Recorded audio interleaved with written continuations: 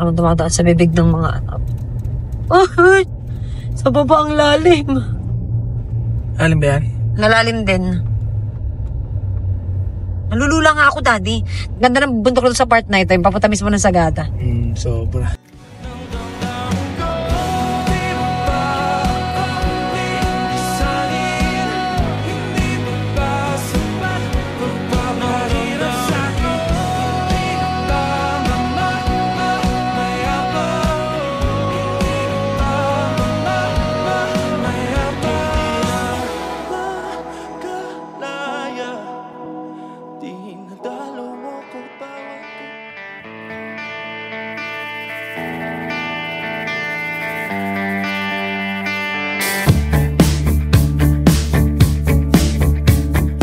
Hello everyone!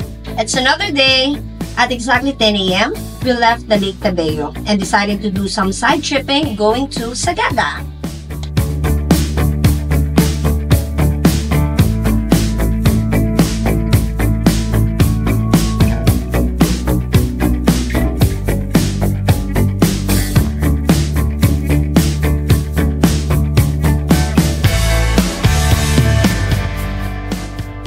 In broad daylight, kitang-kita ang lalim ng daan na tinahak namin nung unang gabi dito sa Kabayan, Benguet. No wonder, grabe ang kaba naming mag-asawa. Baka ikaw lang. The view here is captivating. Yung kaba at takot was all worth it seeing this kind of scenery.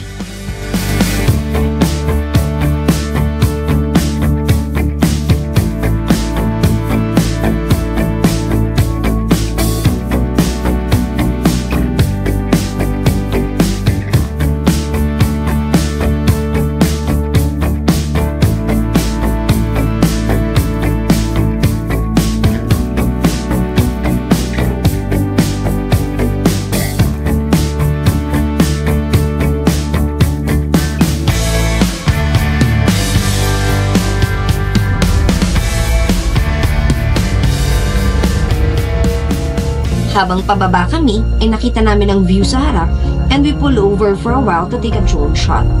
It was Lingaoan, a small village at the top of the mountains in municipality of Bugyas and province of Benguet.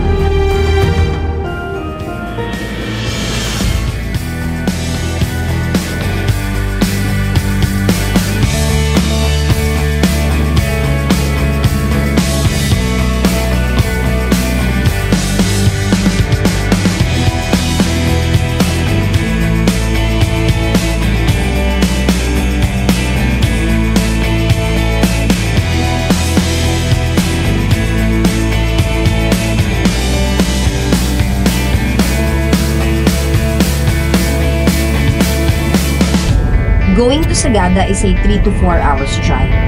We are now at Mountain Province Welcome Arch. Malayo pa lang ay natatanaw na namin ang ganda ng gilid ng bundok sa dadaanan namin. Kaya tumigil kami ulit to capture and see what's within the area.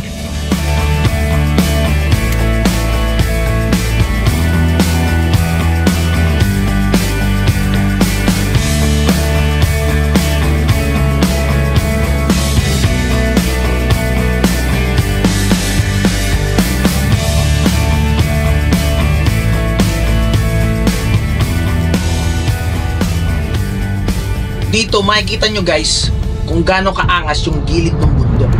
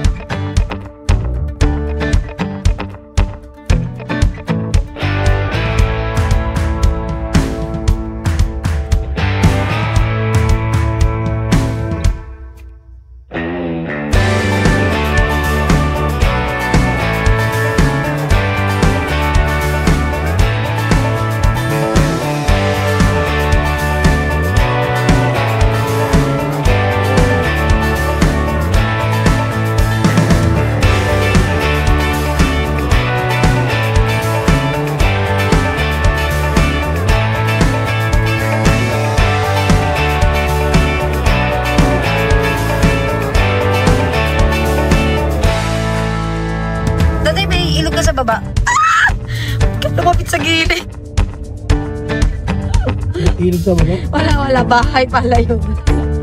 Lupa. Lupa. Tumingin ka, kinabig mo pa kanan, nakita kita eh.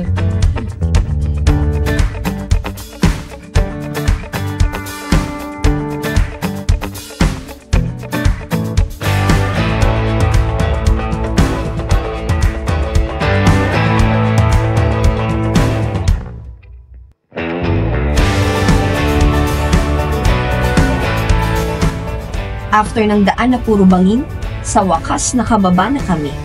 We are now at Municipality of Sabana.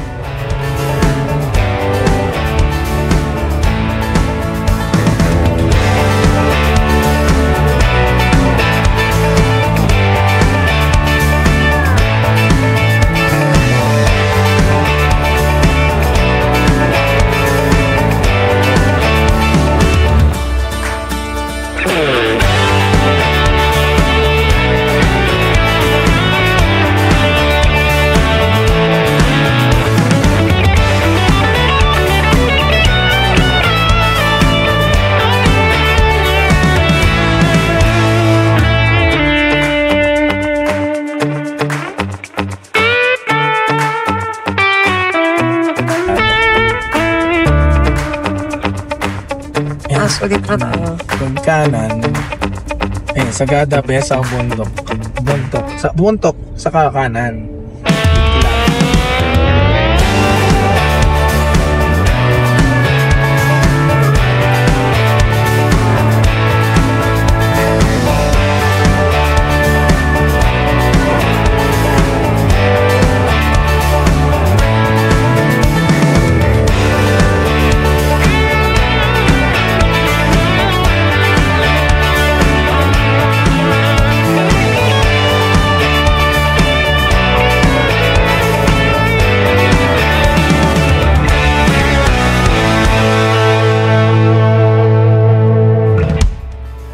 In less than an hour ay nasa Sagada na kami. We take a look sa campsite na nirecommend ng isang family na nakilala namin sa Lake Tabeo. But since it's Holy Friday, the campsite is closed. So we decided to take a quick stroll na lang around Sagada and then head home after.